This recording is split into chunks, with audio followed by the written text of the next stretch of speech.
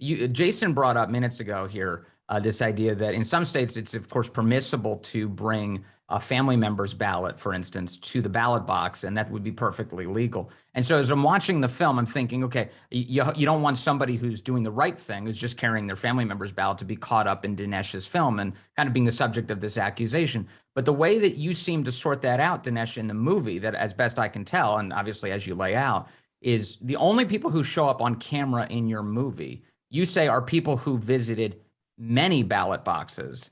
So I have questions about that. When you say they visited many ballot boxes, do you mean in the very same night, or do you mean over the course of many nights in the lead up to Election Day, for one?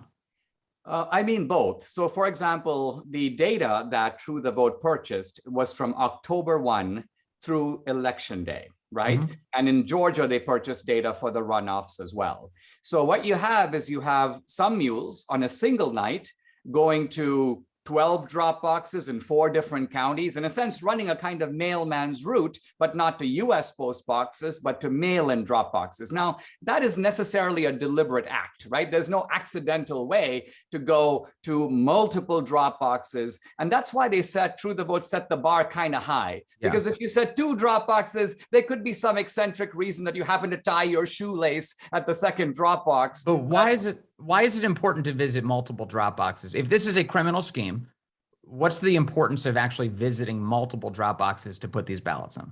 The purpose is this: if you went to a single drop box and you dropped in 200 votes, the next morning, the election officers will open that drop box and they're supposed to make a chain of custody document counting the number of ballots in those drop boxes. So there will be a massive spike in this one drop box, right, immediately creating suspicion. So the mules are instructed 3 ballots here, 5 ballots there, 10 ballots here. That's the reason for the route. It's like in Shawshank Redemption, when they're digging their way out, they got to put the dirt in the pants and then spread it all over the prison yard. They can't just like drop it in one spot, or else they'll be, everyone will be onto them. And then one other element here that I really have a question about, and that I kept thinking throughout the movie, you show video of like people like hilariously trying to put ballots in and dropping them all over the place. It's like, there's like some great footage. It's government footage.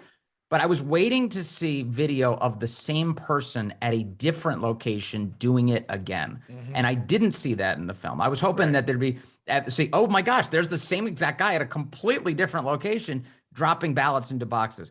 Do you have video footage like that? Well, let me tell you, we don't. And let me tell you why that is. Because the states were notoriously delinquent in installing this video. In other words, the election rules call for it. It's right there in the guidelines. You need to have surveillance video. The cost of surveillance is very low. There's surveillance all over the country in parking lots everywhere, right? Right. But we were, by the way, at great difficulty able to extract a considerable amount of video in Georgia, some video in Arizona, some in Michigan. In Wisconsin, they said, we'll do it, but they didn't.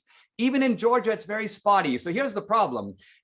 Let's say the mule is Dinesh. You can follow Dinesh going to 12 drop boxes, but there's only video on one of them. There's Dinesh, sure enough, just as the geo-tracking shows, Dinesh turns up, you can see him dropping the ballots, but then you go to the next drop box, whoops, no video. So our problem arises not from our lack of diligence, but from the scarcity of video, which I'm confident you would see if they had done their job and established proper surveillance video everywhere. So that actually leads me to 2 questions. One is kind of a minor one, and one is a larger one. So I just want to clarify, these ballots, there's no claim that these ballots were somehow fake or somehow manipulated. It's just that these people were collecting them and taking them for money to these different drop boxes. That is the claim, correct?